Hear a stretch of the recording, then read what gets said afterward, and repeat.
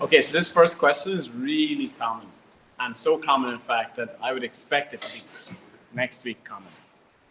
Okay, so if you're given the cosine, that's the ratio of an angle. So it's got to do with this angle here. That's A. How do you know it's that? Because it's at A, cosine A. There's A, B, C, D. There's that. Yeah. So we can, if we had a calculator, we'd just get the degrees for this angle. No bother. Inverse cosine. We don't have a calculator. Why do we need to find sine A? Well, basically because they asked for it. So how can we find sine knowing a cosine? Well, this is where you draw a right angle triangle. It is not the same triangle as this. But this one, you're presuming is the same size of angle. So the adjacent over hypotenuse is 5/6. So we need to find this other side. Why do we need to find the other side? Because sine A is, sine of anything is the opposite over the hypotenuse side of a right angle triangle. So I created my own triangle, not the same as this, but the same angle, just the same angle, because the ratio is the same. How to find x? Our friend Pythagoras will do that for us. 6 squared minus 5 squared is equal to x squared. That gives 11, I think. And x then would be the square root of 11. So that's square root 11. So the sine A is root 11, opposite over hypotenuse 6. Okay. You need to be able to do that. It's pretty blurry. Yeah.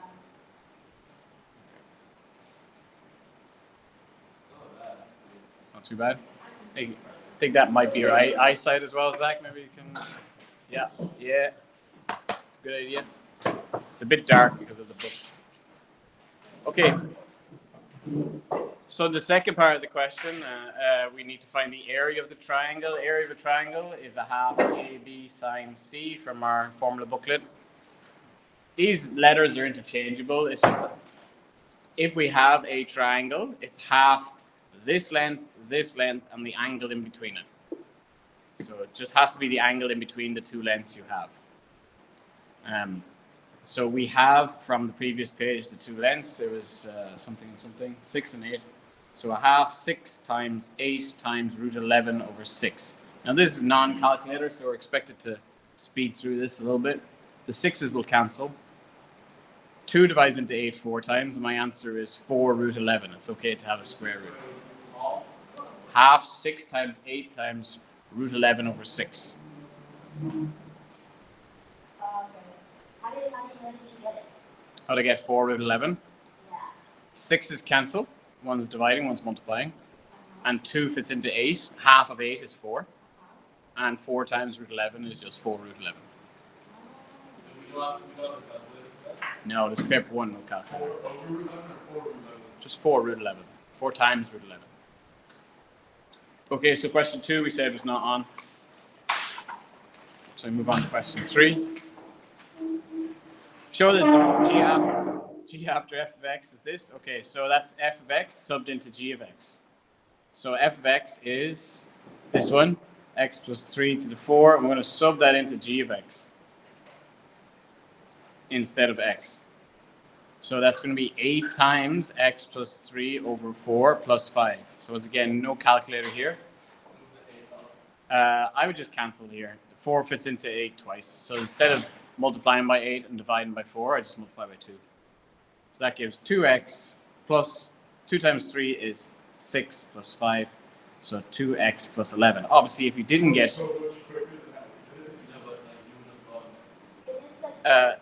obviously, if you're not getting it, keep trying until you do get it for a couple of minutes anyway. And it show that. No, because you just times 8 to the top. Oh, and divided by 4. Okay, yeah, you can do that. It's a bit slower, yeah. Given that g after f inverse with a put in it is 4. Now this sounds pretty complicated. But remember, g after f is some function. Inverse a is the same as g after f normal with 4 put in it is equal to a. That's the exact same. Because this is an input, so a domain, and this is the output, so a range. And in an inverse, it is the opposite. Now, you can do it this way. Put a in, get the inverse, put a in, and let it equal 4. I think it's easy, just put 4 into the normal one. So we just found the normal one was 2x plus 11. That was g after f. So now it's 2 times 4 plus 11, which is 8 plus 11, which is 17. So a has to be 17. So It's 17. The answer is 17. so 2 to us, 19. Sorry, jeez, Louise. 19, yeah. that -1, sir. Yeah, it's inverse. Yeah. We can just put that away. Well, there is an alternate route where you get g after f and then you find the inverse, swap x's and y's, then you sub in a and let it equal 4. It'll give you the same answer, it just takes longer. So you can do it 2 ways. Question 4. Solving, we did a lot of this on the board yesterday, or Monday. So solving this is the natural log. This is what you guys, yeah. Yeah. My first step is perhaps get everything in log form. And that's where we said, write 4 ln e. And ln e was 1, that's why. Because 4 times 1 is just 4, it's the same thing. Now they're all in log form. So I'll apply the power up here and here. So that's the third log law. And then the first log law is if I add, I need to multiply. So that's ln 9 times e to the 4. And now I have an equivalent statement. So this must equal this if it's equal. So I can just take those 2 bits separately. And now x is going to be the square root of this. So Yes. I'm confused about this. When you put that LNE into the 4, Yeah. 4 LNE, what's the value of LNE? Is that just like a 4 So ln e is log base e. Which you can say, what does that equal? Well, that is, yeah, it's 1 because it's the same as e to the power of something is equal to e. The only number that gives it is 1. So that's equal to 1. That's why I did that. Couldn't you just like square 9e4 into 3e2? Oh yeah. Square 9e4. No, like, simplify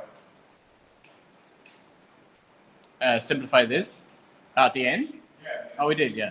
Yeah, I didn't finish the question. Yeah, 3e squared, yeah. Okay. Question 5.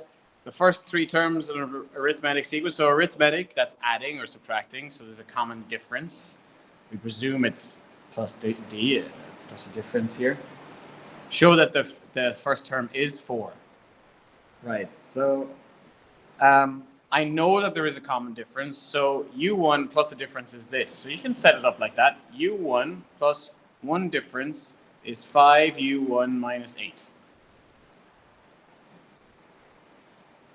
U1 plus d.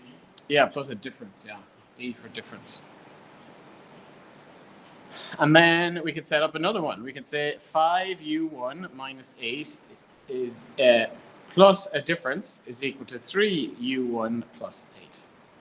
So that's the second 2 terms. So this 5u1 minus 8 plus d might be easier. Do you want to turn off? Oh no. Lights, turning off the lights work because it's a bit shadowy over here. 3u1 plus d, this term. This term. Better? Okay. Okay, so we see this is just the second term plus the difference is equal to the third term. That's all I've said there. Right. So what do I do with this? Well, this is, how many unknowns do I have? I have u1 and I have d here, and I have u1 and I have d here. So that's 2 unknowns, and I have 2 separate equations. So that tells me simultaneous equations. I'm just subtracting u1 over here to give 4 u1s minus d. See that? And on this one, I'll tidy it up as well. So d equals, I think this is going to be minus 2 u1s. And minus, that's going to be plus 16. The 8's going to add together. It's a bit crowded over there. There's 2 ways of solving this. You can solve it lining them up underneath each other. I'm going to use it substitution style. This is D, so they equal each other. This must equal this because they both equal D. So 4u1 minus 8 equals minus 2u1 plus 16. And now it's just solving this. So if I add this over to this side, I get 6u1s. And I add this over to this side, I get 24, I think. And u1 then must be 4. So I show that. All right, so that was simultaneous equations. Quite common, yes. Yes. Why can't you just sub 4 in and equal 4 No. So when you see a show that question, you cannot use what they tell you the answer is going to be. That'd be that's kind of like proving that it's an answer. You're supposed to find that answer. The reason they do it is so even if you can't find it, you can move on to the next question, knowing that u1 is 4. You're not stopped at the very first thing. That's why they do it. Okay.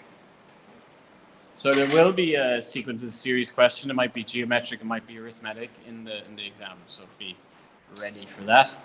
Prove that the sum of the first n terms of this arithmetic sequence is a square number.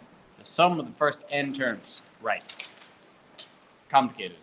Sum of the first n terms of an arithmetic sequence, we have a formula for that. So sum of n terms of an arithmetic sequence. If I look at my formula booklet, which I have on the wall here.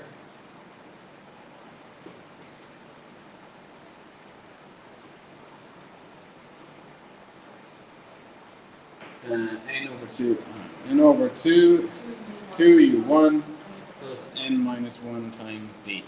Okay, I have this. u1 I've just found to be 4 on the previous page. N minus 1. Okay.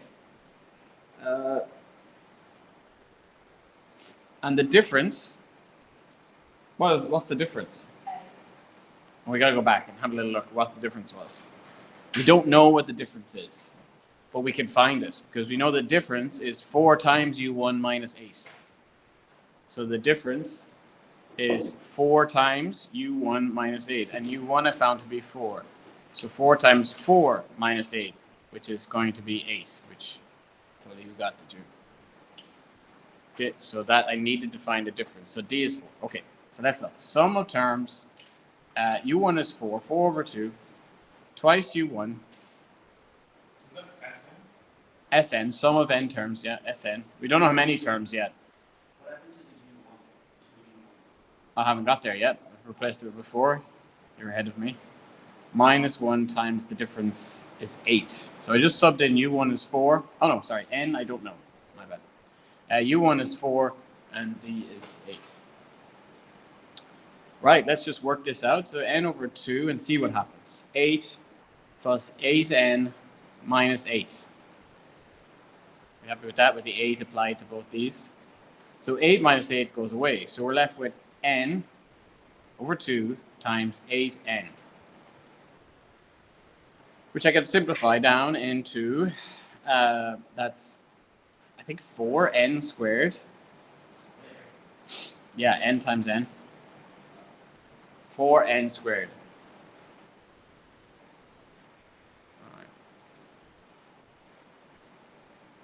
So how do I know for sure this is a square number?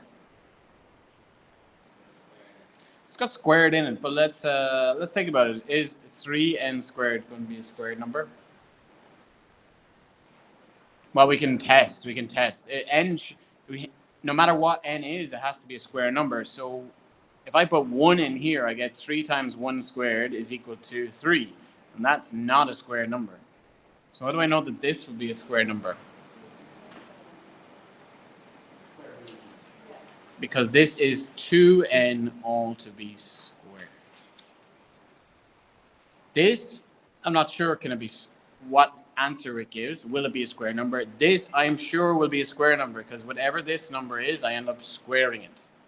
So I need to, it's the square root of the 4, yeah. Because 4 is square rootable, I can write it like this. And this is always a square.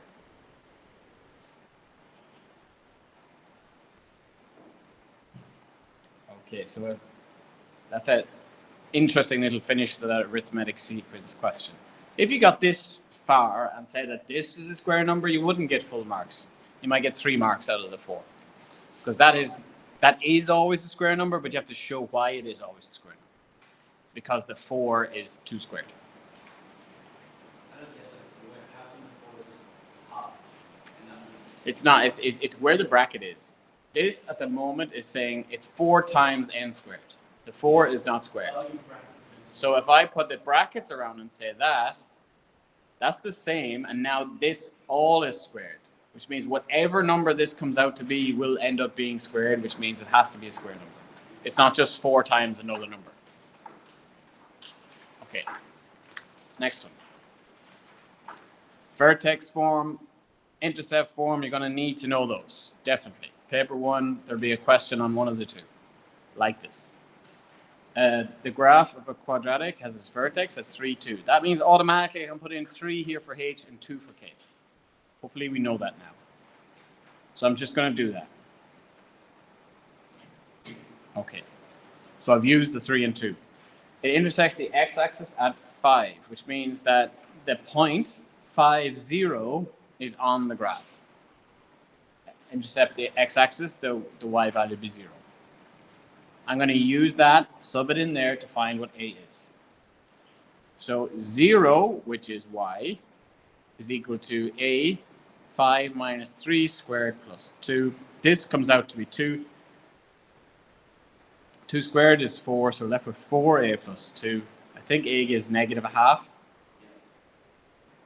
So a is negative a half.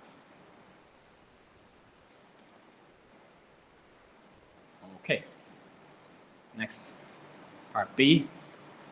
What's A? A is negative a half.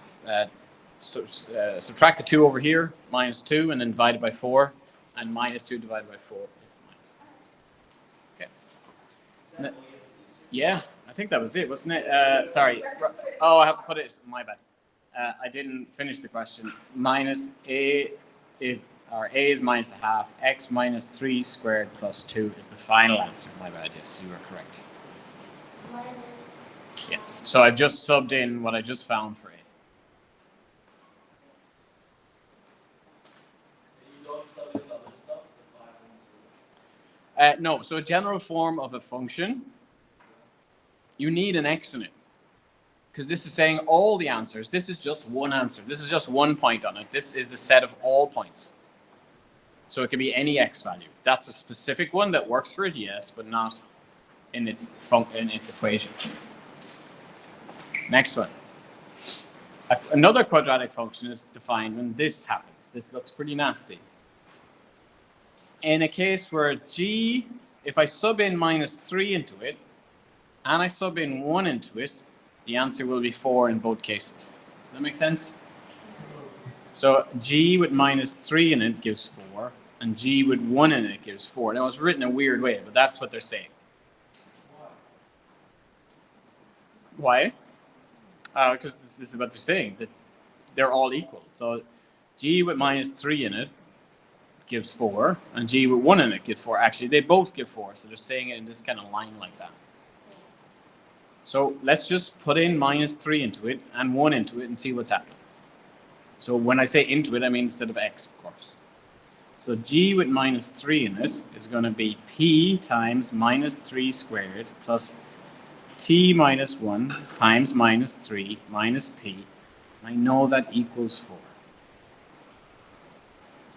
Tidy it up a little bit. I get 9p squared, not p squared, just 9p. Only this was squared. This is a bit of an awkward multiplication. This is t, yeah? Minus 3t plus 3 minus a p is equal to 4. I think if I multiply this minus incorrectly. And I get these two together. No, not these two. These two together give 8p minus 3t's. And I'm going to bring the 3 over. Subtract it from the other side. Is that first one 9e? 9p, yeah. Because minus 3 squared is 9. Just I've scribbled out some. No squared. P, no e's, p's. I'm going to do the exact same process with 1. So p times 1 squared plus t minus 1 times 1 minus p also gives 4. So if you think about it, this function, while you're taking that down, is going to be some x squared function that just goes through y is equal to 4 twice. So that'd be like in line with y is equal to 4. There's 4. So it just goes through this point twice. That's why it has two answers that are the same. One of them is at, I've drawn this badly, but one of them would be at minus 3 and the other one's at 1. That's what it's saying, visually. This is why it can get two answers for 4, because it goes through 4 twice. The y value is 4 twice. Okay, back to this. That's just p. That's t minus 1 minus p is equal to 4. This one's a bit easier. The p's actually cancel, I think. We get t minus 1 is equal to 4. So that means t must be 5. And if t is 5, we have another equation that we can find p from. So I use this one. 8p minus 3 times 5 is equal to 1. 8p minus 15 is equal to 1. Subtract the 15 over, you get 16 negative. And p is then negative 2. Wait, hold on. I will wait. So I will put this video up later if you miss anything. All right. So that's the second time simultaneous equations come up. This one's a little bit easier because the first one kind of just worked out to be 5 and we didn't have to solve it simultaneously. Sometimes this won't work out and you have to line them up and subtract them, or do what I did in the other question, which is substitute one into the other. Let them equal each other. Okay, so p was equal to negative 2.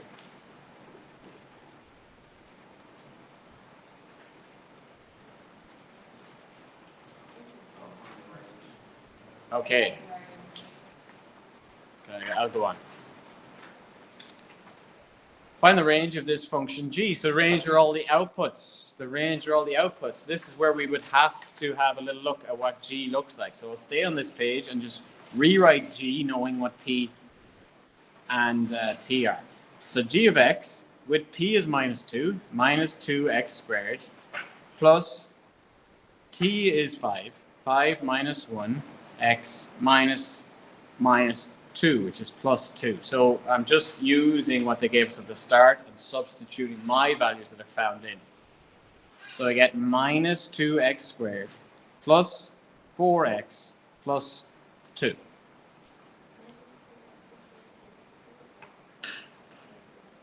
All right. So what they're asking here is, how well do you know what this type of function looks like? Can anyone tell me what this would look like? Upside down, you are just an n, yeah. So it has this shape, which means the range, which are the y values, the range, so we're looking at this way for the range, has a maximum value, and everything else is below that, yeah? What is the maximum value? 2? How would I find it? How would I find 2? If you think it's 2. Why do you think it's 2? Because there's a 2 here at the end? Well, it's possible that would just look like that and cross the y-axis there. Is it 4? Maybe. Why 4? Is it just because 4 is written here?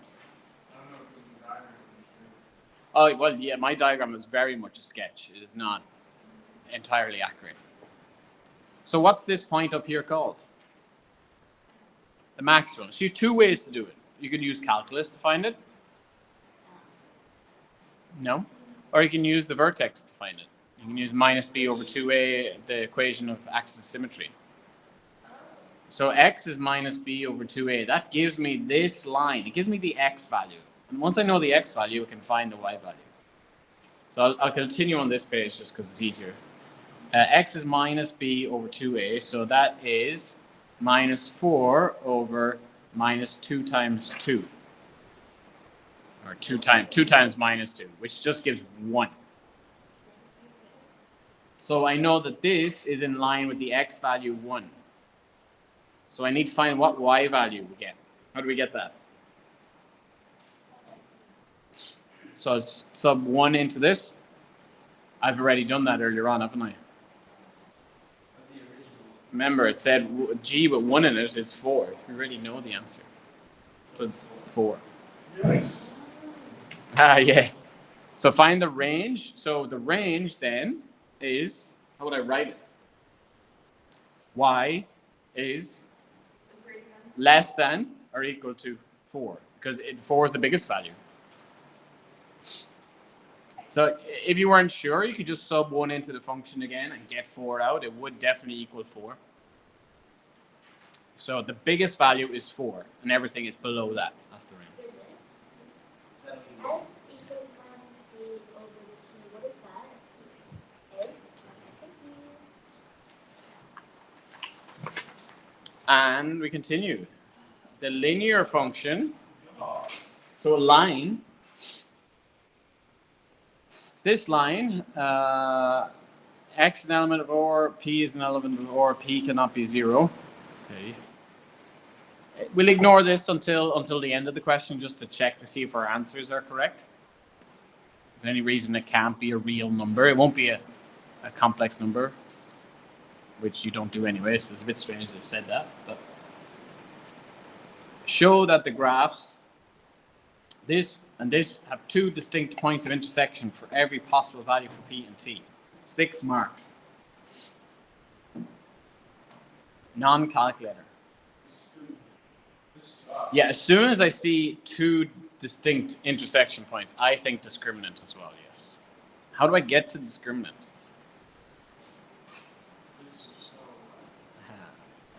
Show that the graphs P and T have 2 distinct points. Okay, so earlier on we found what P and T were in a specific example. But that is not the same as here. How would I find in general where these 2 intersect? Where any 2 lines or functions intersect? What would I do? Let them equal each other. Where do they equal each other? 0. Not necessarily. 1. So you're what you do is So what to do? You let them equal each other? Yeah. You put something and you use the quadratic rule. You're getting close. Use the discriminant after that, yeah. So what we have here is a line crossing a quadratic. We want to figure out if there's 2 answers, no answers, or 1 answer. Now, already told us there's 2 answers, which means the discriminant of the answer has got to be greater than 0.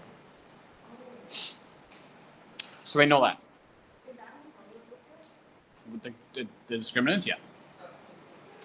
All right. How do I get to a discriminant? Well, where 2 lines cross or functions cross, they have the same y value, different x values, but same y value.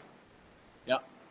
So here they're the same. Well, they have the same x value as well. They have 2 different x values. So I just let them equal each other because that's y equals and that's y equals. So if I let them equal each other, minus x plus 3p equals px squared plus t minus 1x minus p. So I'm letting them equal. And then I rearrange. Now I know I said greater than 0 here. I'm going to work off equal to 0 first to solve. We're not at the discriminant yet. We're just going to let it equal to 0, trying to solve it. So let it equal to 0. I'm going to bring everything over to the right-hand side and let it equal to 0 this way because I think it's easier. Px squared plus t minus 1x. Now plus this x. Plus 3p over here is going to be minus 3p minus p. Okay, this is a bit of a mess. Let's tidy it up. This is still px squared. Now this is a tricky thing. How do I factorize this? How do I put this together? Let's just take it aside for a second. T minus 1x plus an x. Let's multiply this out. Tx minus x plus x. No more x. No more that x, yeah. Oh, yeah. I still have this x, so this just becomes tx. And minus 3p taken, now the one is minus 4p. Now I'll use the discriminant because I know that when I solve this, it's going to be greater than 0. The discriminant will be greater than 0, yeah? So the discriminant of this, ABC, b squared, which is t. So remember, for this, that's b, that's a, and that's c. So b squared is t squared minus 4 times p times minus 4p. That's the discriminant. We'll talk about what it equals in a second.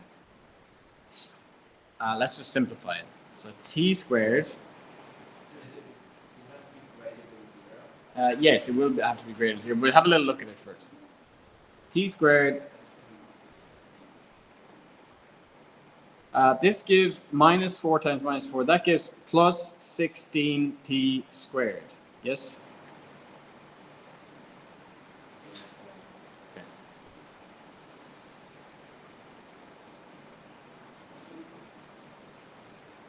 Right.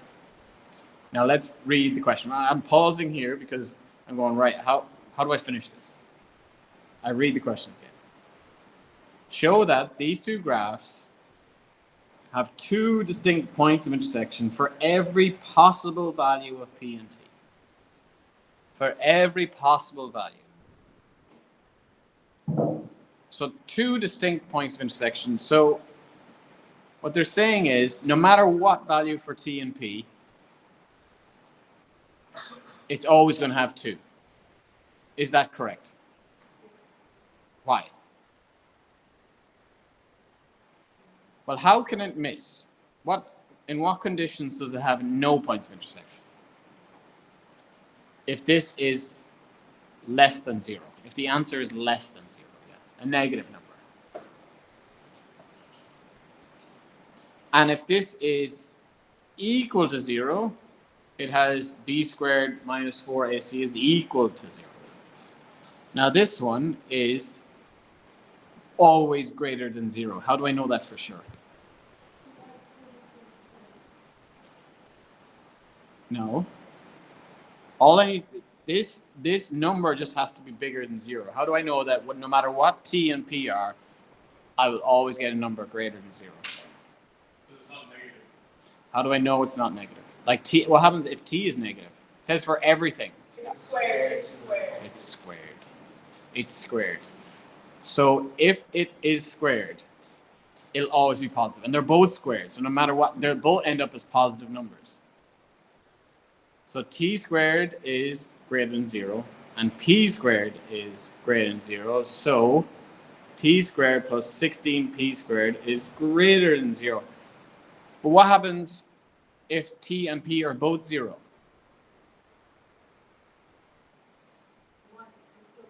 No, it'll be 0. But we go back to the start of the question. X is a real number, p is a real number, and p is not 0. So p will always be a non-zero number, therefore it'll always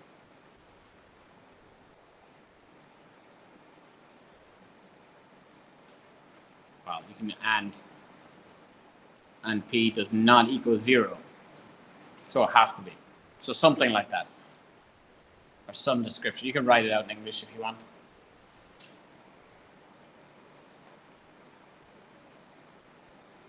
So that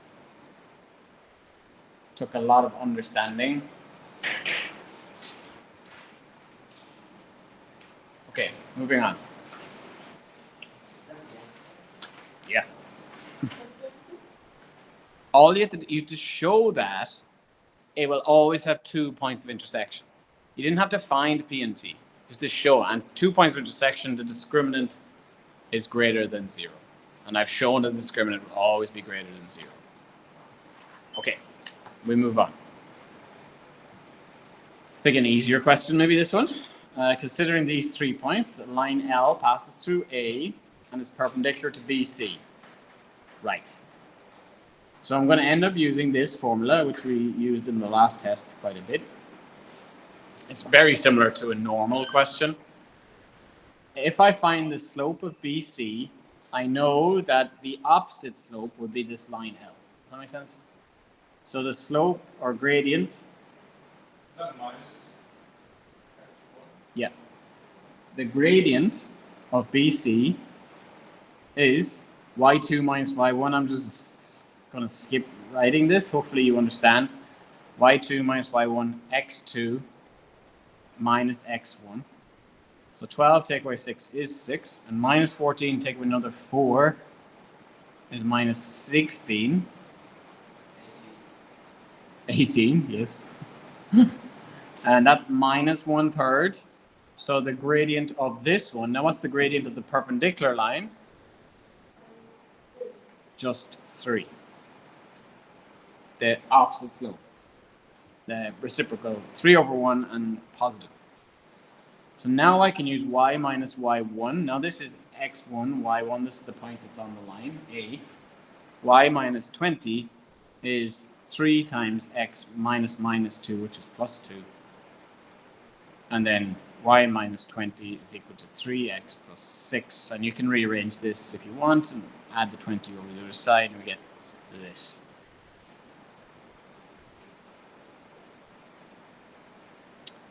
In the next one,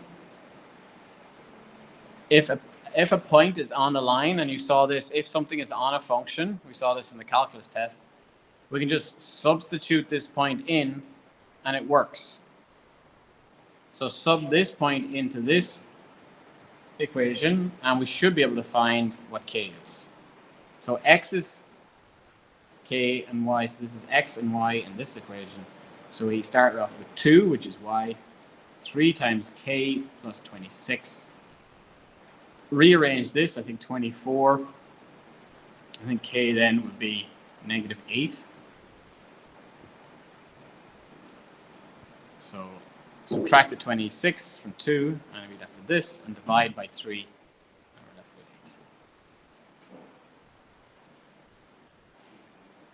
All right, we will move along to question 8, which is our trigonometry question. Find the least possible value for this. Yeah, one of this came up actually this year. It's very similar this year in the IB exam. So this is the thing. Right, this is where we need to know our known angles. Where is cosine 1 over root 2? Pi over 3.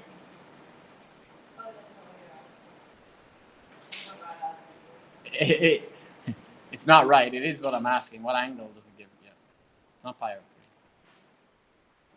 From our table, where's cosine pi 1 over root 2? Which angle? 60. No, that's what she said. 45. So what's that in pi's? Pi over 4.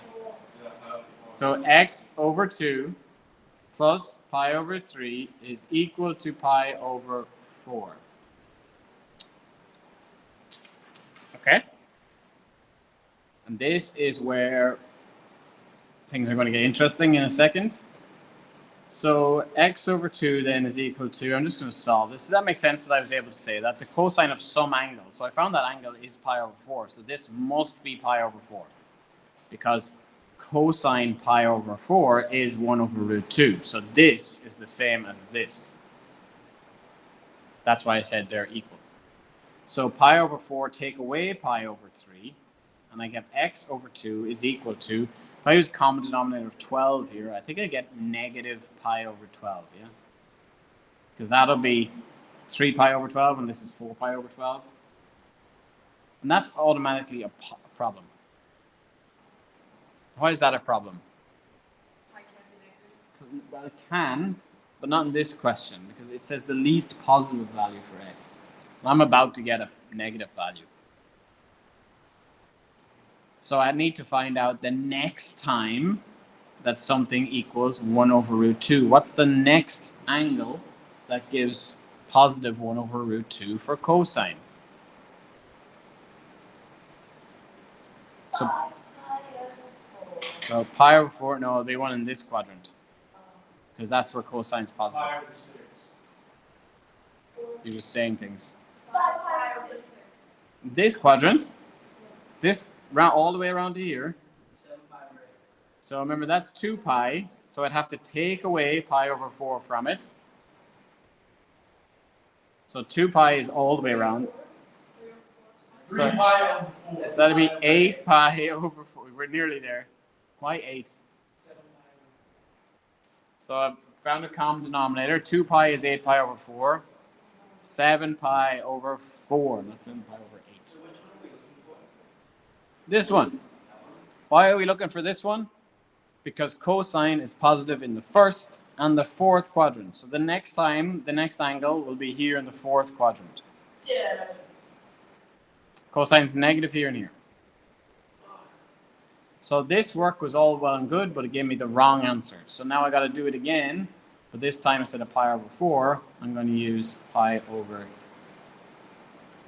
7 pi over 4, which is going How do you get 7 pi? 2 pi take away pi over 4. And 2 pi is, with a common denominator, is 8 pi over 4.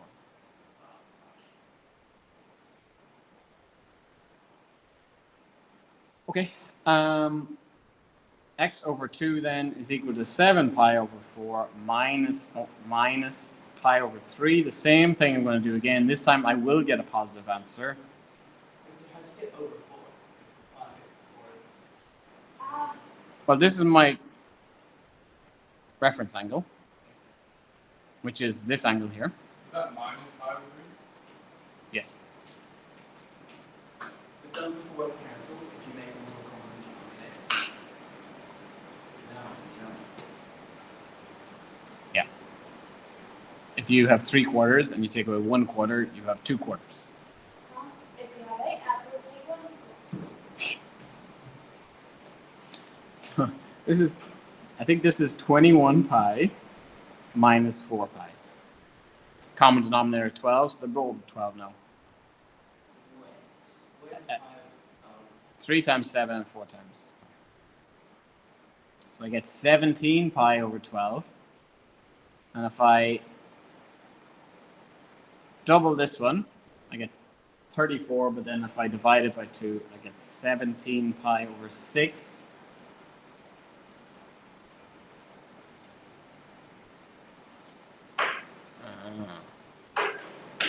Difficult.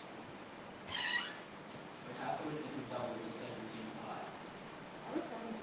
Wait, what can you do with the 2? Okay, I can put in an intermediary step here. So x is equal to 34 pi over 12. That's 34. Sorry to read. And then I divide both by 2. Simplified.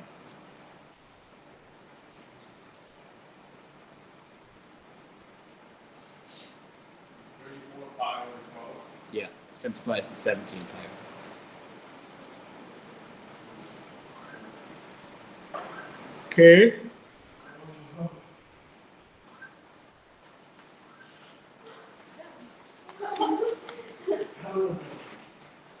Binomial.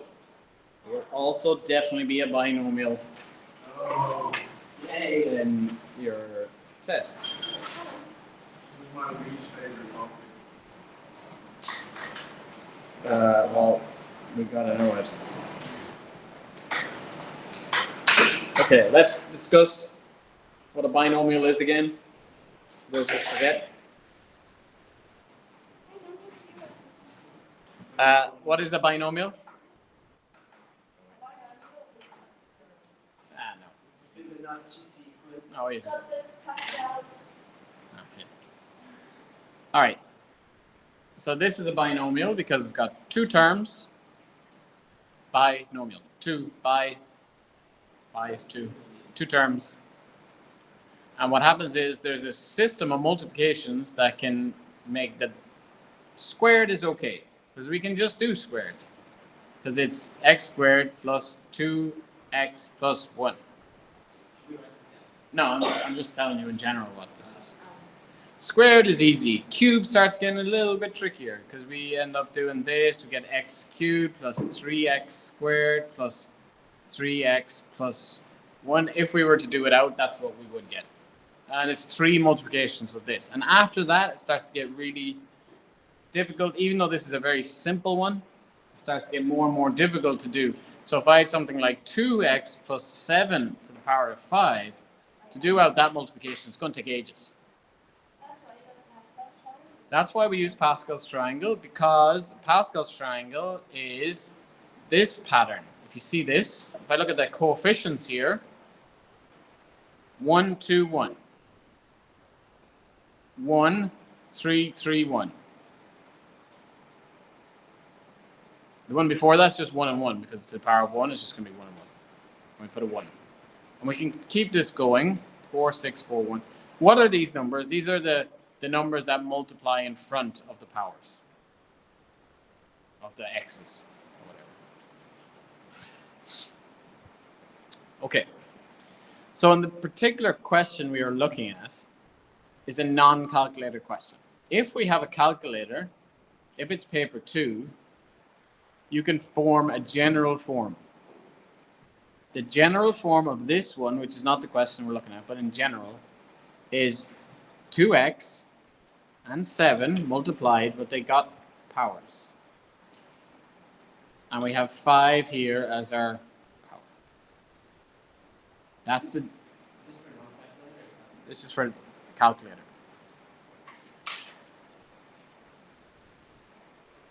And then whatever term we're trying to find, let's say we're trying to find the x4 term in this sequence. We would put 4 here. We would put 1 here. Why? Because 4 plus 1 has to equal to the 5. And then we put 1 here. Oh, I remember. How did you get 4 and 1 specifically? I was looking for the x4 term. I created a question. I was looking for the x4 term. Oh, where you go 5 and 0 and then you go all the way down. Yeah. And so how did you get x4? How did I get this to be 4? No, how did I get this? This has not got to do with the question. I was just creating a question. We are looking for the x4 term. Oh. Okay, so this is what you would, this is the general term. Okay. Right. Let's look at the question now. That was just a general introduction. Do notice the powers here of x are descending. So it starts with x cubed, then it's x squared, then it's x, then it's 1. X squared, x, 1. This one, you can see, it's x to the power 7, x to the power 6, x to the power 5, 4, 3, and so on. The first thing I want to do is show that b is 21. b is 21. So b will be the power in front of the x5. The coefficient in front of the x5. So how would I find that coefficient? Well, this is where our old friend Pascal's triangle will come into effect. Which line of the Pascal's triangle do I need? 7. 6. Okay. 8. Well, I'm going to continue on, and then we will logically find which one.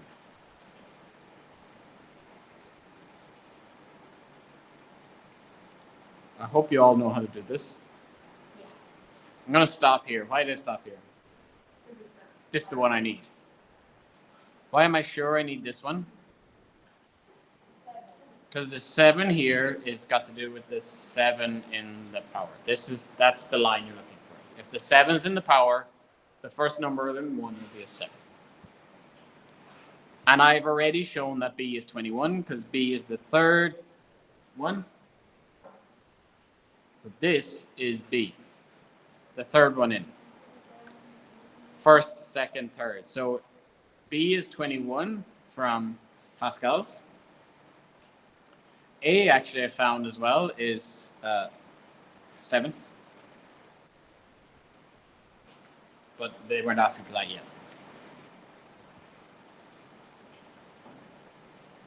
Okay. Next question, next part of the question. The third term of the expansion is the mean of the second term and the fourth term. The third term, that's this one, is the mean of this one and this one. Okay. Mean, how do we calculate the mean of two things? Add together, divide by 2. So the fourth term is 35x, let's give it to us, x to the power 4. That's the fourth term. And the second term, we found a to be 7, is a 7x6 divided by 2. I've added them together and divided by 2. The mean of... A7. Because by Pascal's triangle. How do you do that? How do I? Because it's from Pascal's. A is here. It's the second one in. So if the third one in is 21, the first one in, the second one in must be 7. So the mean of those two is that. Is that 4n? There's no here. The fourth term. The third term is the mean of those two. So the third one, which we also found, was 21, x5. So this is the equation we've set up that we need to solve.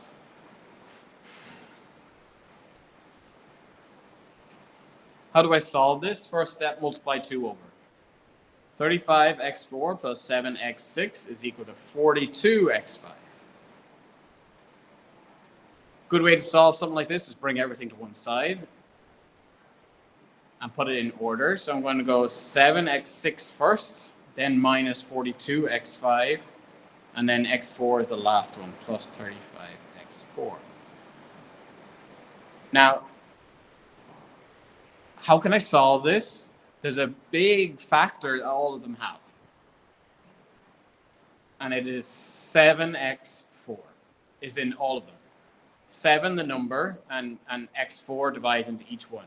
And that leaves x squared from this one, 6x from this one, and 5 from this one. And now, so I've divided them all by x4 because x4 is common, and 7. And now this is a quadratic that I can solve pretty easily. 5 and 1, they both have to be minus to make the minus 6. So x can be 1 from this, x can be 0 from this, and x can be 5 from this. Find the possible values of x. Am I going to eliminate any one of those 3?